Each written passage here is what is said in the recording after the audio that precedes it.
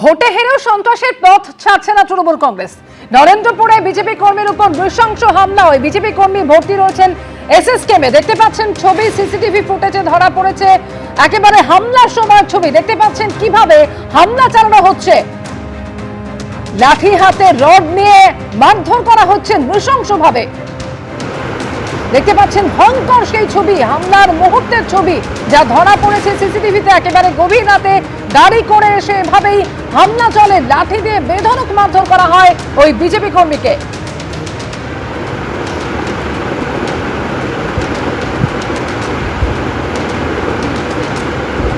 দেখতে পাচ্ছেন রাস্তার পাশে ফেলে কিভাবে মারা হচ্ছে, একের পর এক লাঠির আঘাত করা হচ্ছে ওই বিজেপি কর্মীকে। একেবারে নৃশংস হামলা চালানো হয়। বিজেপি কর্মী তিনি এই মুহূর্তে চিকিৎসাধীন রয়েছেন এসএসকেমে। দক্ষিণ 24 পরগনার নরেন্দ্রপুরের খেয়াদা গ্রাম পঞ্চায়েত এলাকায় নৃশংস হামলা চালানো হয়েছে। গাড়ি নিয়ে এসে হামলা চালানো হয়, রাস্তার পাশে ফেলে ওই বিজেপি কর্মীকে একের পর এক মারতে থাকে বেশ কয়েকজন, এবং হামলার পর গাড়ি নিয়ে বেরিয়ে যায় তারা।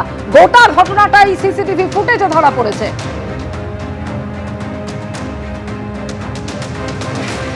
ছবিতে একেবারে স্পষ্ট দেখা যাচ্ছে যে বেশ কয়েকজন গাড়ি করে আসে, গাড়ি থামায় এবং তারপর গাড়ি থেকে নেমে একের পর এক মারতে থাকে।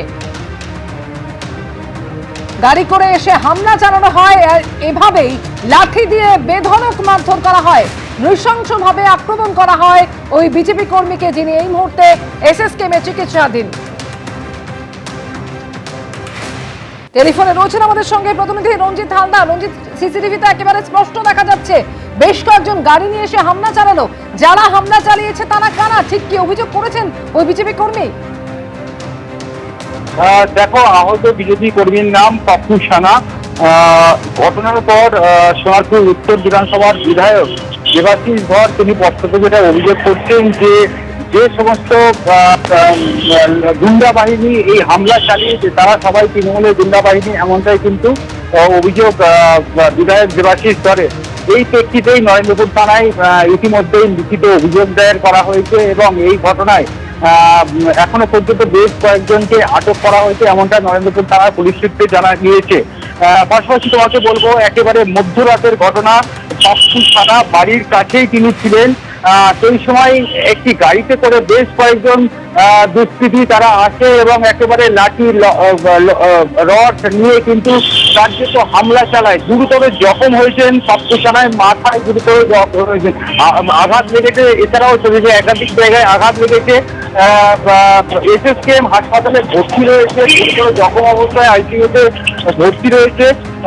ঘটনার পর ইতিমধ্যেই নরেন্দ্রপুর থানায় লিখিত অভিযোগ করা হয়েছে এবং এই ঘটনার প্রেক্ষিতে তদন্ত শুরু করেছে নরেন্দ্রপুর থানার পুলিশ এবং কয়েকজনকে আটক করে জিজ্ঞাসাবাদ করা হচ্ছে। কি কারণে এই ঘটনা, কারা এই ঘটনা চালালো, সেই সমস্ত বিষয় খতিয়ে দেখা হচ্ছে নরেন্দ্রপুর থানা পুলিশের পক্ষ থেকে।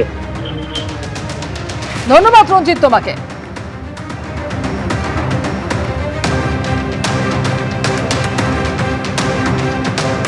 ভোটে হেরেও সন্ত্রাসের পথ ছাড়ছে না তৃণমূল কংগ্রেস এবং একেবারে রাস্তায় ফেলে বিজেপি কর্মী, তাকে নৃশংসভাবে তার উপর হামলা চালানো হয়। ঘটনায় সোনারপুর উত্তরের বিজেপি বিধায়ক দেবাশিস ধর জানিয়েছেন যে আইনি ব্যবস্থা নেওয়া হবে। আমরা প্রত্যেকটা সিসিটিভি ফুটেজ থেকে নামগুলো প্রত্যেকটা পাওয়া গেছে। অলরেডি নরেন্দ্রপুর থানা কেস ইনিশিয়েট করেছে এবং তাকে প্রাথমিক চিকিৎসা সহ অন্যান্য যেটা করার প্রাথমিকভাবে করছে। একটা কথাই বলতে পারি যে এইভাবে তৃণমূল যেভাবে সন্ত্রাস চালিয়ে যাচ্ছে, সেদিন বিধানসভাতেও শোভনদেব চট্টোপাধ্যায় অনেক কিছু বলছিলেন। কোথায় আমি জানি না বিজেপির যে আমরা ক্ষমতায় থাকার সময় এই ধরনের ঘটনা ঘটছে, কিন্তু আমরা উল্টো দিকে প্রত্যেকটা মানুষকে প্রোটেকশান দিচ্ছি। তৃণমূলের অনেক যারা আগে সমর্থক ছিলেন বা অনেক নেতাকর্মী যে অত্যাচার করার পরেও কিন্তু আমরা কোনোরকম হিংস্র তার আশ্রয় নিইনি।